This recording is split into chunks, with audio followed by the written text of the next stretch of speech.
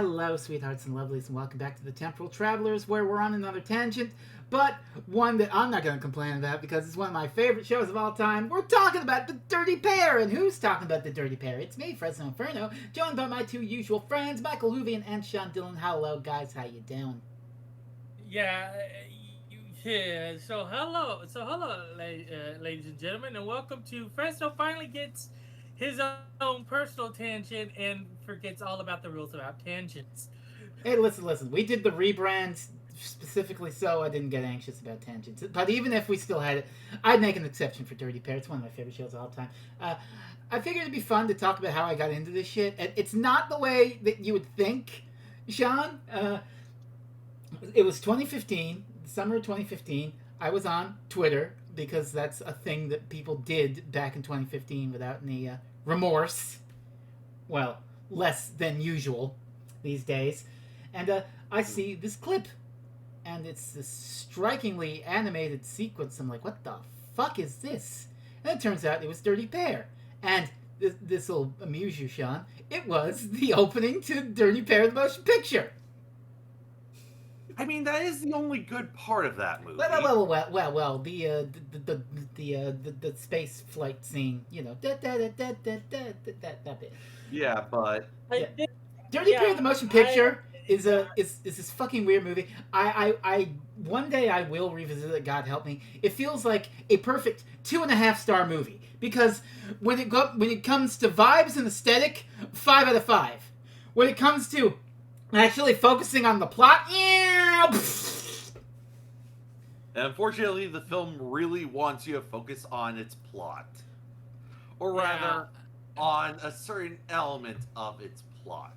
Yes, that fucker. But we don't have to talk about that fucker. Yeah. But that led me to going back and watching the actual anime. Like, what is this shit? And so I watched the 1985 Dirty Pair series and loved it. And then I discovered that mutual critic friend of ours who had written a bit about it. Isn't that why?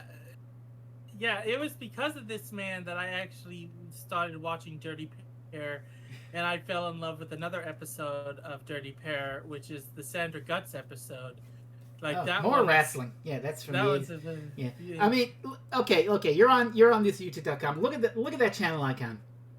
If you want to know why that channel icon is a blue-haired girly, this is why. Yeah. For nothing, the Sandra Guts episode was written by I believe that was one of the ones by Shinichiro Watanabe. Oh shit! A creator of Cowboy Bebop. Well, goddamn. Oh wow. I know it's the one with the AI cult because of course he did the one with the AI cult. He always does the one with the AI cult. Did he do your favorite with the Red Eyes of Hell? Yeah, he did the other one, and he also did the one with the soldiers. With the what? The Red-Eyed Soldiers. Okay, yeah, that's your peak Dirty Pair episode. If we're talking the '87 series, it's the Halloween one for me. It's so fucking fun. Yeah, that's the one we watched for Halloween. Yeah, that's the one we watched. Yeah, for Halloween. I streamed that. I did a stream watch of that for Halloween one year, and it was really fun. So if you have no idea what the fuck we're talking about, if you've been living under a rock, Dirty Pair is a anime and manga franchise created in the '80s by Haruko Takachiro, I want to say his name off the top of my head. If I got that wrong, then put a note in Fresno Inferno. And it is obviously inspired by not just classic sci-fi, but also women's pro wrestling. Yes, we're back here again, but we're not talking about hentai. Well, unless we were talking about Cream Lemon. But as Sean said, we'd rather be talking about Cream Lemon than talking about one of the strongest in the world. I mean, we could also talk about the manga. Ah, yes, that is. Or the wannabes, which was actually created for the Lonely Angels, but that's besides the point. Yes. But Dirty Pair. Wait, what? What? The wannabes. That's a whole different thing. The wannabes. That's a whole different thing. Legally distinct from wannabe the strongest. Yes. How many wannabe wrestlers are there in anime? Jesus. I don't know. I'm pulling it up. Hang on. This one I know, because this one I've watched the full freaking thing. I've seen this one. So we hit on the wheel to do an episode of Dirty Pair, and as Sean correctly sussed, the only choice is episode 7 of the 1985 series, Love Is Everything, Risk Your Life to Elope. Oh my god. Yep. Okay, Yeah, okay, that is okay. I have to put that in now, but that is just K. That is just K. I mean, there are a lot of animes that have characters who are just K. Yeah, but I mean that is the most that is just K I've seen in a while. Yeah, like that is literally a direct-to-video animation of wrestling. Also, Like, Kenichi that's what Sonata that is. created these characters. Bubblegum Crisis, Gunsmith Cats. I really need to finish Bubblegum Crisis. This is going off on a side tangent again, I know, but it pissed me off. I was watching Bubblegum Crisis one episode a day on what's it called, Retro Crush, and like 6 episodes in, they took it off Retro Crush. And now I found the physical version at a record store in the city like last year, but I still haven't sat down and rewatched it. But so I have it on physical, so you can't take it from me again. But that's just a subject. Anyway, we are discussing episode 7 of the 1985 Dirty Pair TV series, Love Is Everything, Risk Your Life to Elope, the trans episode. What did we think, gang? I feel I love this episode, but I feel extremely uncomfortable talking about this episode, which is weird. Really? Because I have friends who are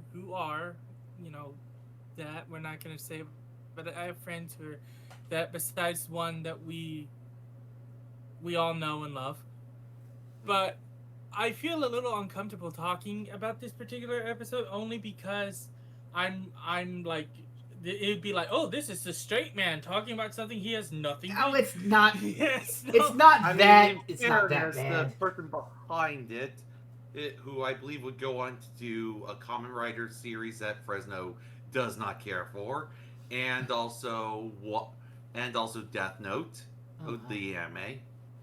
Oh goodness. Oh yeah. Okay. Then at that point, go ahead. Go. Okay. Now that I've said my piece, we go ahead. Yeah, Mike, you're fine. You're fine. You can talk about talk about Joanka, the trans woman. You can say trans rights. You're fine. You get the pass. You're fine. Yeah. Toshiki Inoue. What Kamen Rider did he do?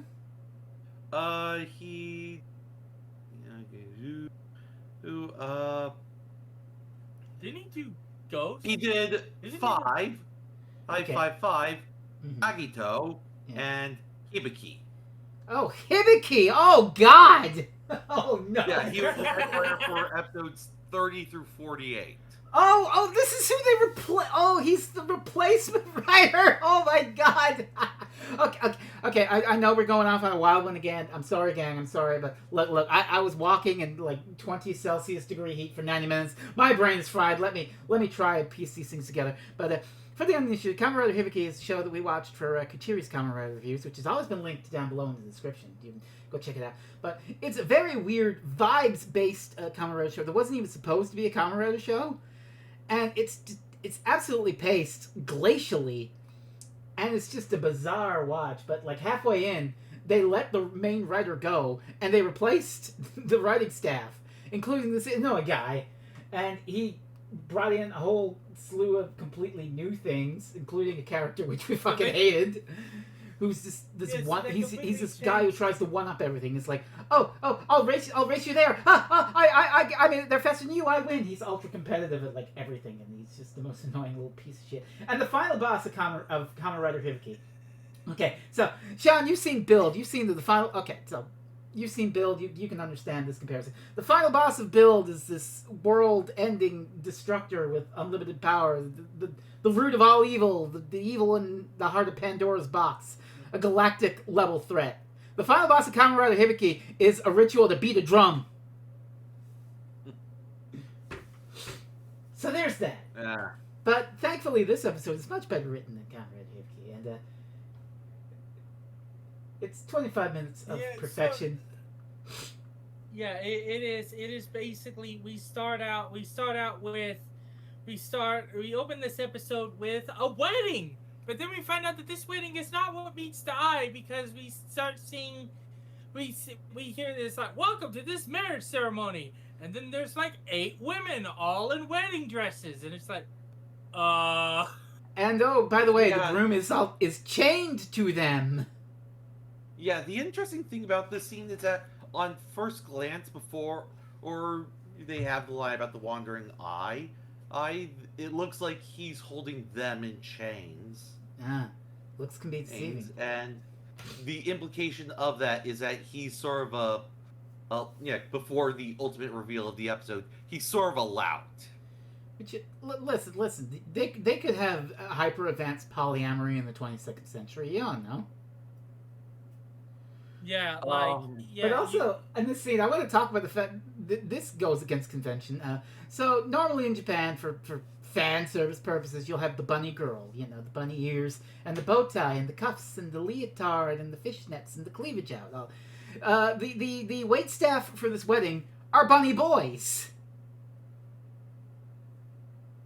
So already No we're one playing pays around with attention- gender roles. It's yeah, sounds we're like already foreshadowing. playing around with gender roles, which is foreshadowing the big reveal of the episode. But yeah, so the organ, so we basically get introduced to this rich man's son and this rich man. We don't know their names specifically at the moment. Well. But We could say it. We can go non-linear. The little guy who's getting married. His name is, and this is a wonderfully anime name, Clicky Gold Jeff.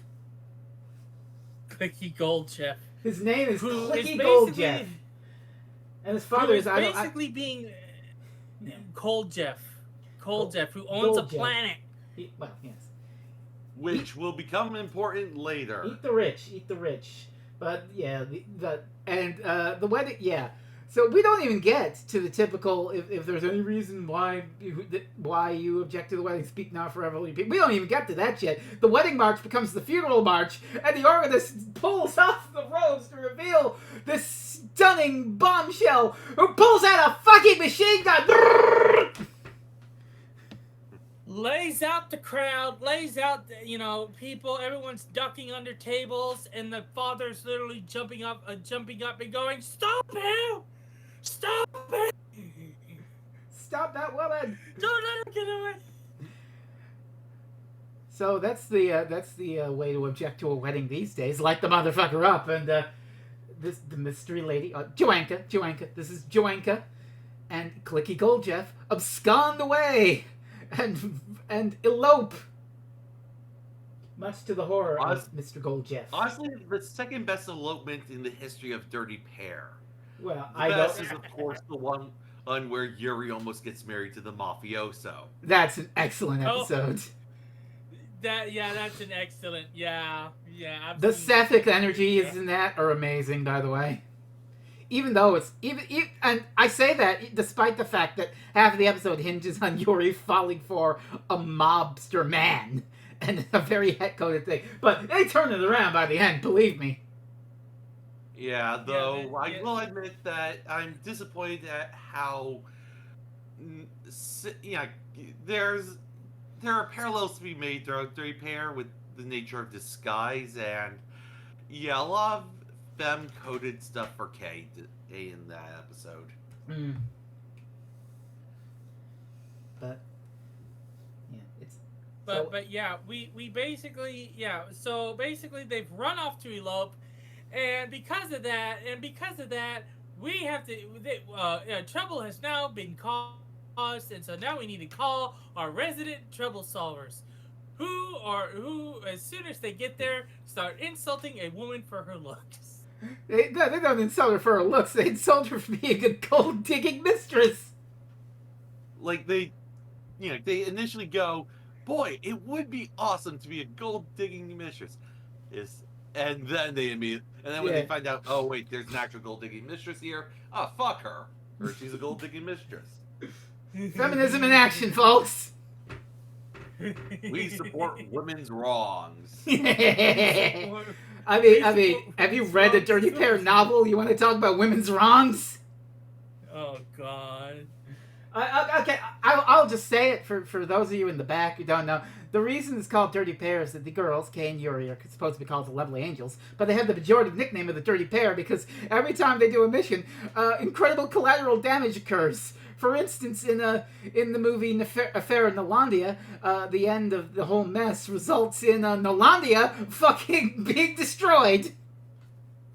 On the flip side, if in one episode they end up getting an entire casino plant destroyed because they convince a fallen agent that he's being conned. It's great. There's that one. There's the one with the There's again the wrestling episode, which if we might do the wrestling episode for the podcast then, so I'm going to keep quiet about that one. Okay, but one fine. that I remember is the robot where basically during that one there's supposed to be a theft that's going on.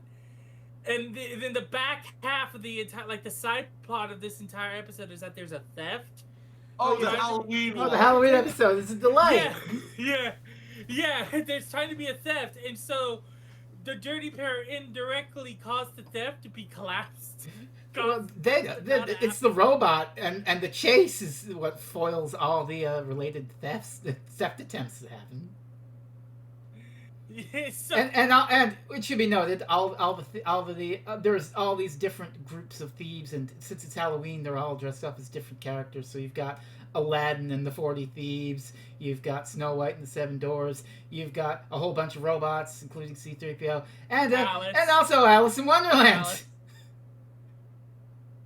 The Mad Hatter and the March Hare pull a gun and try to hold up a jewelry store. I love the Halloween episode so fucking much. But yeah. So what I love about this particular So you know what I love about the Dirty Pair is the Dirty Pair. I love them. I just do. They turn on a dime about like, oh, look at this. I don't know, but oh, look at this. Like they're very much bubbly personalities whose heart are in the right places. Exactly. And it's not actually their fault that bad things keep happening to the universe.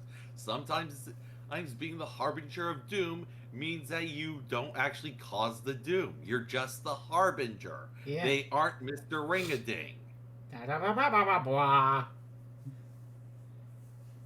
Speaking of harbingers of doom, Dead Forever! But anyway, so the Dirty Pair meet with the father, who are basically like, this is my son. Oh, he's so cute. No, it's like, he gives the picture. Oh, who's this ugly bastard? That's my son. Oh, what a cutie. And it plays in reverse when he gives the picture of Janka. Oh, she's pretty. This is the woman who stole my son. Ooh, what an ugly girl.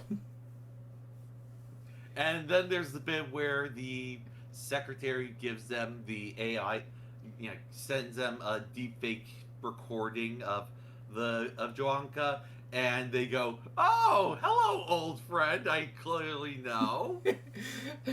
That's just. I've been in that situation before when you forget someone's name and you're like, "Ah, hi, you." Yeah. Yeah, like.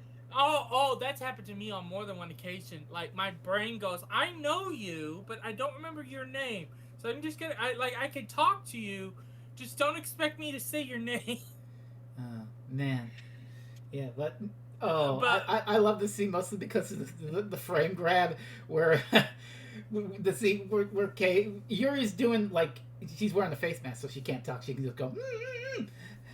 And Kay's like, no. She's calling you ugly, Yuri, and Yuri's like, yeah. And Yuri's just saying, yeah, I don't mind, just because I'm not as hot as Kay. And Yuri immediately jumps on her and just, ah! I love that. We should probably get someone to commission you and I in that position. Where she's just squiggling. God. It's literally just like shaking. It's like literally just shaking. Honestly, like, you son of... Honestly, it should be me doing it to Mike with a TV with the Wizard of Oz on in the background. That feels more apt. Look, it's not my fault that you don't realize that you forget every time that The Wizard of Oz is one of the most well-known children's stories of all time. Incidentally, gang, Mike is spinning this episode, and if you land on Wizard of Oz, I will kill you in Minecraft. I don't think Wizard of Oz is on this one. Well, there are only 2 Wizard of Oz things left. One requires a completely different wheel. The other is The Wiz. Yeah, the other is The Wiz. That's close enough. By Joel Schumacher. Joel Schumacher? No, Sidney Lumet. Sidney Lumet and Joel Schumacher. Yes. Joel Schumacher worked on The Wiz? Yeah, Yes. he was the writer. Oh, wow. Yeah, he adapted the play into a movie. I didn't know that. That's really neat. Unfortunately, there are other people involved in the film that are less neat. I know. Michael Jackson's in it.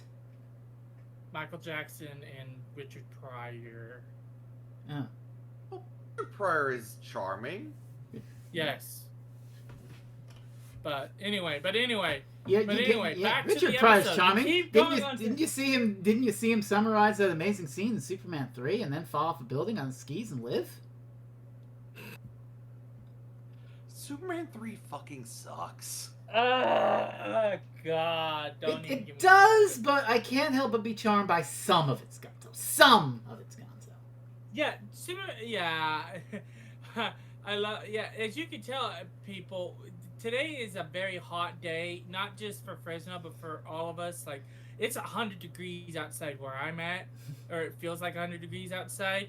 And this is the first time we've talked in 2 weeks, so you're going to get a bunch of random tangents. Well, okay, getting back on track to go. Okay, Joanka and Clicky, they win the hamburger contest, but it was actually rigged by Mr. Goldjeff to take them to what I don't even remember what it's called. Globus Land, Happy Fun Land. They go to a hamburger shop which was actually one of the places they met, and they get a suspiciously victory or an all-paid expense trip to all of the famous places on this planet owned by your father. Okay, but also given that okay, we're jumping around. The reveal comes later, but given that she's trans, Joanka absolutely is the type to walk up at the hamburger shop and be like, "Excuse me, he asked for no pickles." And she just set her rifle on the counter. It's like, he asked for no pickles. That's probably how they met. Yeah, I buy it.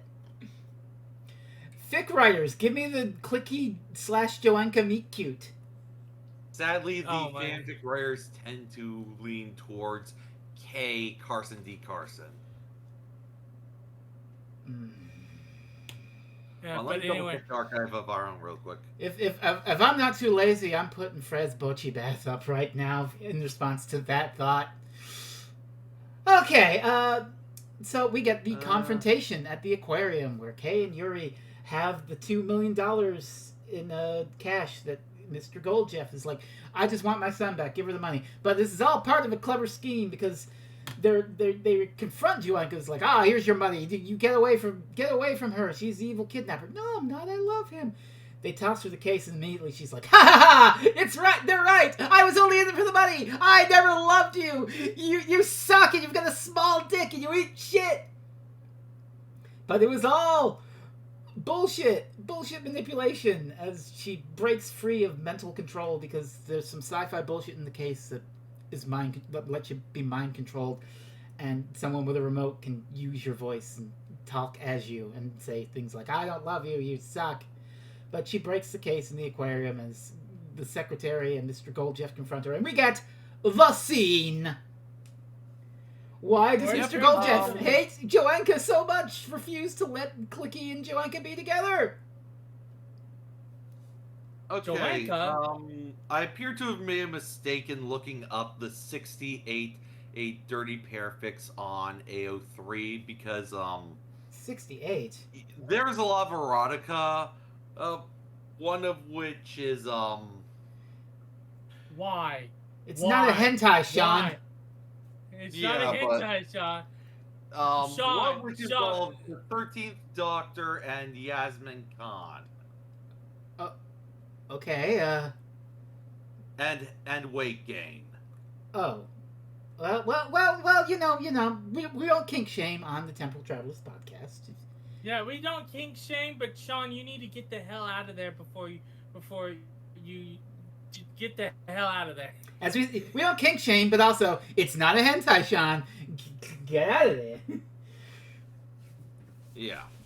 But the scene that launched 1,000 Tumblr screen caps.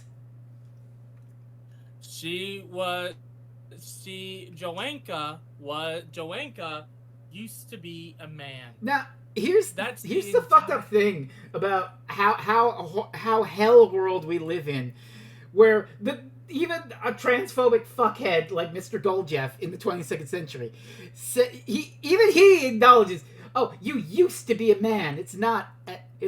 Oh, you're not a woman at all. It's used to be a man. That's as far into the transphobia as the future gets. Yeah, like He like, still doesn't acknowledges even- the basic fact that she's a woman. He's just like, because you're trans, you're icky.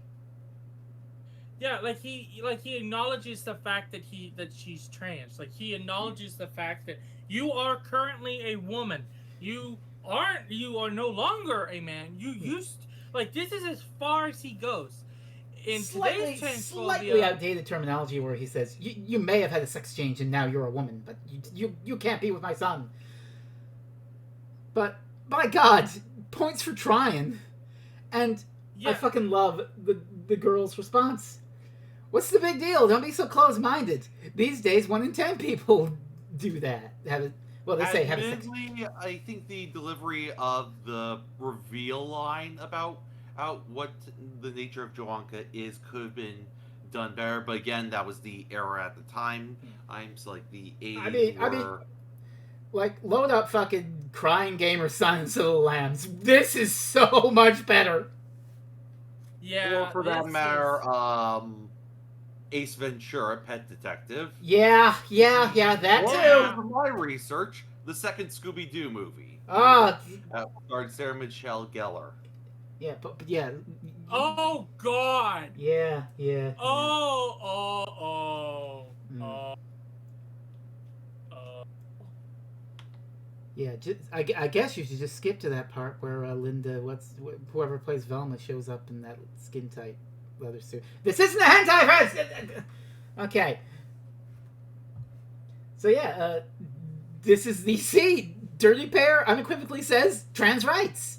Hey, don't be a bigot. What's the big deal? She's trans. Who gives a shit? Let her be with her little short stack twink of a man. Let her be with her little cookie fella.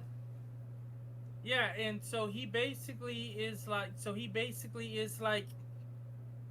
and so they basically just start a gunfight on this aquarium. Yeah, I And fucking it love leads- as well the burn they give to the secretary, where they're like, she's more woman than you, bitch. Yeah, and the secretary almost loses her. Like hearing that, she's just like, "Excuse me." Yeah, rollicking action ensues. People fighting. It's cool shit. But then Mr. Goldjeff's marketing director shows up with a machine gun. And it's like, yay, I'm going to get a promotion. Middle management with a fucking machine gun. Yeah, and so they put Joanka on a rocket that Which, he's basically gonna send her far away and never have to deal with her again. Now, it's this weird bullshit that Mr. Middle Management Machine Gun was talking about. They seeded it earlier in the episode. It's a time dilation tour. You come back the same age you are, but 50 years pass for everyone else. Why the fuck did you invent this? The answer is for a high stakes climax involving this very thing.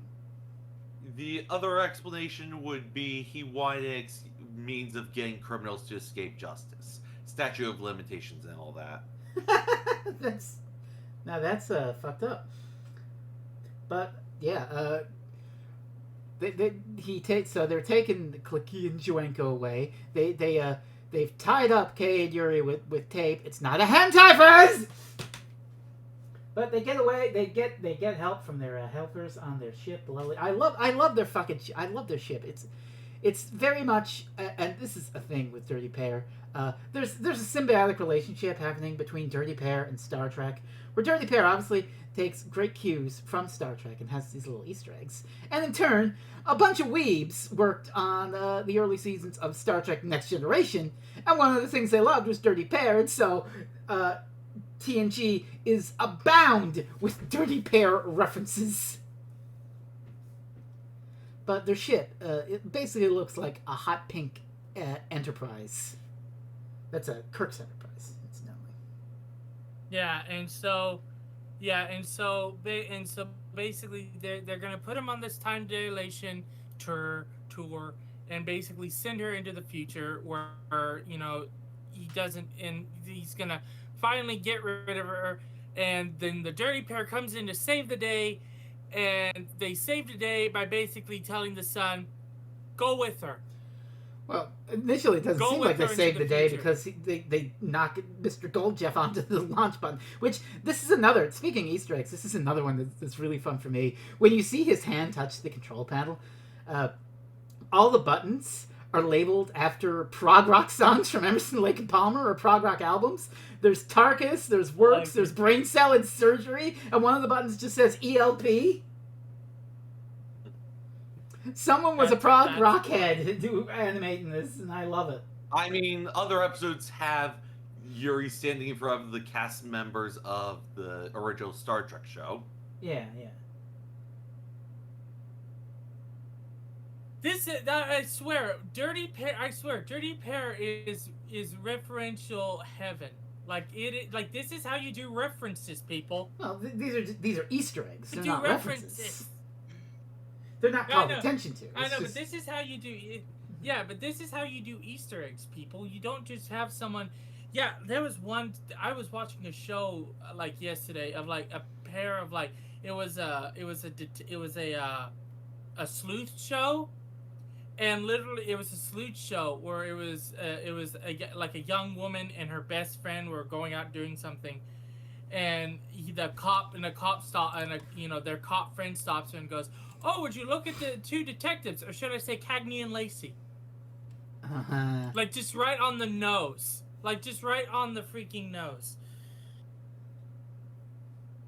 Yes. It just drives me crazy. Like, can you not? What happened to writers not knowing how to do references or Easter eggs anymore? I mean, I think what happened was that Hollywood got infected by dorks like Dave Filoni, who think that their blorbos are inherently interesting and they don't need to justify them. So they just made everything about the references rather than about actual things. For more info on this discussion, go back a couple of episodes to our discussion on Intermere Darkly. Yep. Yes. Or go forward to the episode that talks about Star Wars. We are probably going to get unlucky and hit episode 9. We've got a better chance than not of hitting a banger. I mean, even if we get one, even the worst one by George is still fascinating because George is just a fascinating little weirdo. But anyway, you don't think for a second that you think, oh no, the day has been ruined. She's been sent off. The Dirty Pair then come up with an idea to save it. No, they don't. Go with her. Clicky does. Clicky's the one who's like, I'll go with you, Joanka. I'll go with you and come back with you in 50 years. And Yuri's like, that's crazy. But Kay's like, no. Let him do it. Let him be a man and go forward and go for his girly. Yeah. And he launches himself into fucking space. And then Mr. Goldjeff is like, I just wanted my son to be happy. Why didn't anyone think of my feelings? The answer being that you're a controlling transphobic asshole. So he forces himself into the situation by running off to chase after them. Which he time of sends dilation himself. be dead. Yep, he sends himself 50 years in into the the future. future. Which which the girls remark, well, won't they just start all this shit up again in 50 years? Oh yeah, well then the lovely grandmas will have to take care of it. And so the pair and Miss Gold Digging Secretary are, who's left wailing, "Oh, Mr. President, come back!" And so they blast off to space to come back down to 50 years for adventures unseen, to come to the future and say inevitably, trans rights. Trans rights. And that was Love Is Everything, Risk Your Life to Elope. Yeah, this episode is very short, but it's very compact. I really like these episodes, like back then, like episodes like of television were very short, but they were very much like beat, like they were very much. Anime these days is still 25 minutes. Yeah, like I think we're.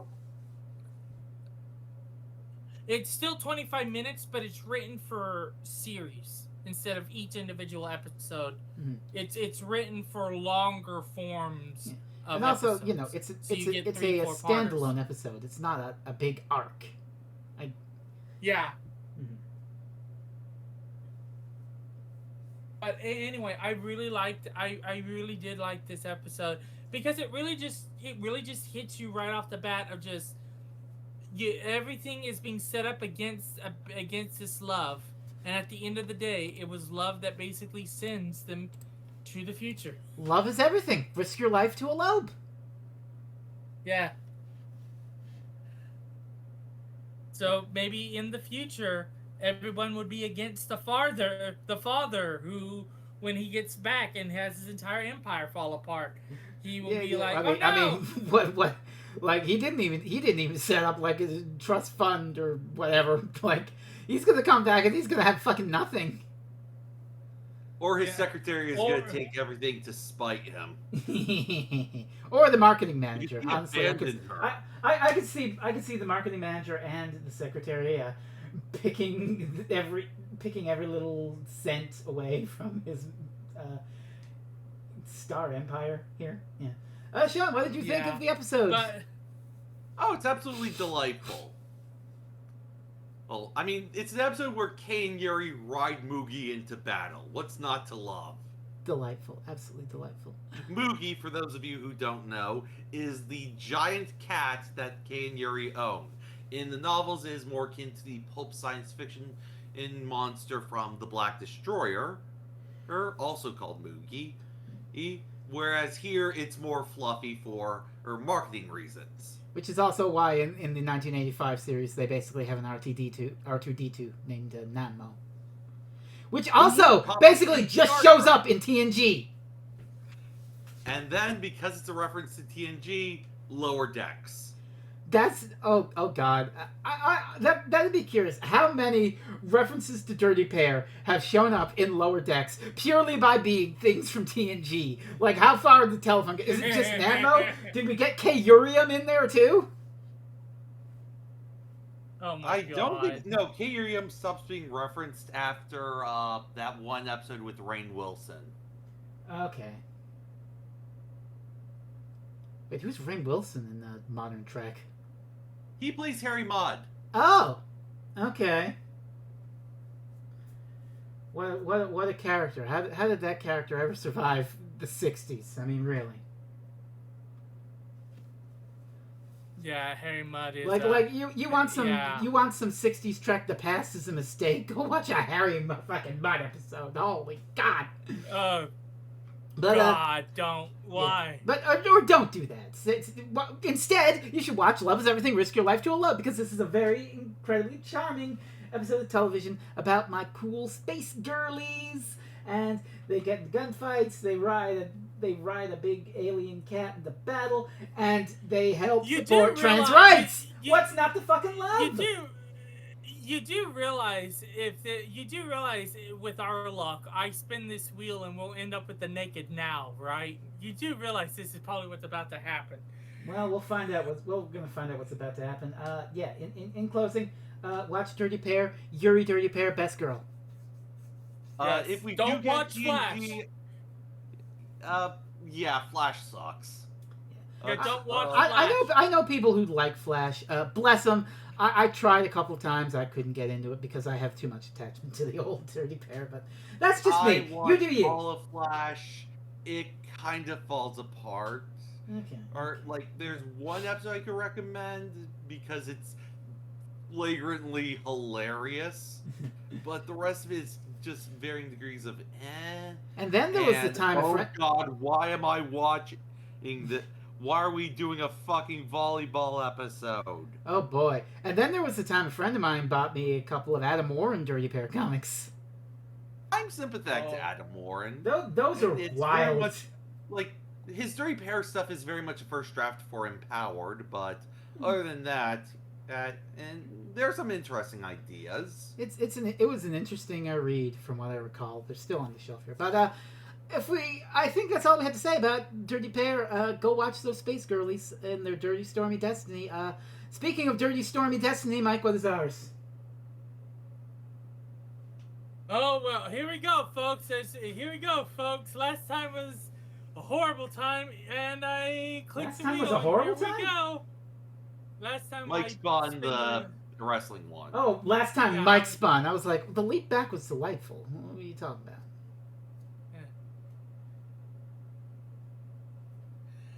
So I just want to explain to the audience before I say what I have. Usually, when this was the Quantum Leap Reviews podcast, or now the Temporal Travelers, all of our tangents like to go around a theme of putting right what once went wrong, or trying to do something right for to somebody else. It is the prevalent showing of what we do on this show. Mm-hmm. It is the prevalence of why we do what we do on this. So, in spite of that, come with me, and you'll be Yes! in a world of pure imagination. Okay. We're cooking, gang. Which means Next we time. almost... Yeah, Willy Wonka. Next time on the Temporal Travelers podcast, Willy Wonka and the Chocolate Factory, the Gene Wilder version. Yes, the good version. The good version. Oh, this will be a treat. Treat. Yeah. So just for question, did I land on Sean's pick? Did I finally break the curse? No, this is me. No, Sean's pick would be I actually pick. Yeah. This is one for me. This is my Wizard of Oz. Apropos of nothing, it was... No, actually, no, this one's for me. Apropos of nothing, it was right next to Face the Raven, Heaven Sent, and Hellbent. I mean, we would have cooked either way. Holy shit. Okay, gang. So, yeah, we're gonna go and go on a tour of a chocolate factory. Oompa Loompa Doompa Dee Deeple. Here's where you can find us lovely people. Yeah, so we're on Bluesky, linked down below. What have I been up to? I've been up to a few things since Temporal Travelers. I forgot to mention this last time, but I wrote a blog post on our friend Linda McTeer's blog, The Witch's Wolf Den. I talked about Hollow Pursuits, my least favorite Star Trek episode. That doesn't mean it's the worst Star Trek episode, it just means it's the one I dislike the most. I wrote that. In addition, on my blog, PressWithNerdRantsBlogspot.com, I have a new post in the Golden Age was actually a Vibrant Yellow. The Simpsons, seasons 6 and 7. 6, 7. 8 and 9 are coming whenever the hell I can get an hour's worth of what's the word I'm looking for? Motivation to bang that fucker out. I want to bang it out because it's late July and I've got 2 fucking months to do other things before I enter the hell fall. And other podcasts are linked down below. Streams are happening Mondays and Thursdays. Fields of Mystery Mondays and Pokemon Crystal Clear Thursdays. With an amazing roster, including such Pokemon as Houndour and Chinchou and Large Marge the Snorlax, the MVP. Large Marge, you literally can't. I'm shocked you went after the Snorlax first. I was like, why? I thought it was a random encounter of a Snorlax, not, oh, you went to go get the sleeping Yeah, Snorlax. it's a stationary Snorlax. Yep, and I got it, and it's a house. Mike, what have you been up to? I've been doing some writing off of the internet. I've been trying to get and start to write a book. I've been trying to write a book. I really want to write a book, and I'm trying to force myself to do it. But on my letterbox, I did watch one movie. It is the Scott Joplin movie. It's the Scott Joplin movie starring Billy D. Williams. It's not as bad as I thought it was going to be, and especially with some of the songs in that movie, it was a really interesting movie, and it's one I normally wouldn't have picked for myself, but I found a couple clips of it on YouTube and thought it would be an interesting watch, and it was. Nice. Anything else, Michael? I also, I do think, also, if you want to find me, normally if you want to find me, I'm on Letterboxd at Michael Hoovian, and my blog at michaelhoovianthoughts at blogspot.com. I'm trying to get back into doing more. I'm trying to get, trying to balance my schedule, because writing blocks are horrible and they can last a long time. Don't I fucking know it. Sean. But anyway, yeah. So Sean. I'm very much working on stuff with Lena. We finally got Back to the 11th Hour out. The physical edition should be coming out soon. Also, we are working on About Space, which we are now in the editing process of. We have all the essays completely written at roughly 250 pages in length. Lovely. I like, if that ever... Yeah, if that ever becomes like a physical volume, I'm gonna pick. Hang on, that's my telephone, gang.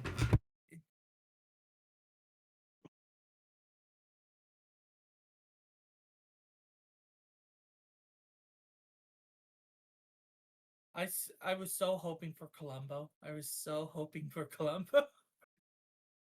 Goddamn crank calls, I swear to fucking God. I answer the phone, hello. There's silence on the end. I know it's a crank call. I'm like, I'm not going to talk because it didn't hear my voice the first time. It's waiting for my hello to be like, hello, I am not a robot. Please enter your fucking social insurance number and the last 4 digits of your goddamn credit card number to www.thisisnotascam.com. We're leaving this fucking in. I want you to know what we did before the end of the goddamn show. I don't even know what y'all were saying. Sean, did you plug all your stuff? Oh, absolutely. I also work for The Beat, do regular reviews for The Beat, and I am basically currently working on a book about Channel Awesome and the rise of fascism. God help me. Oh boy, yeah. Yeah. Hey, why don't you tell the people what thing you get to research real soon? No. No, you don't want to. Okay, don't want to tease, or you're like, oh God. No, I'm good. When I have interesting things to tease, I'll tease them. All right. All right, Lord of the Rings meme. Fine, keep your secrets. All right. But yeah, I do want to say before the podcast ends, I was hoping, even though we got a really good one, I was hoping we can finally get Fresno to watch Columbo. Like, I'm waiting for when we can finally get Fresno to watch Columbo. Also, the trend continues. Y'all have, for the last 2 or 3 times, y'all haven't spun Quantum Leap, whereas I have. Quantum Leap? Look, I've spun Quantum Leap. Not Quantum lately. Leap.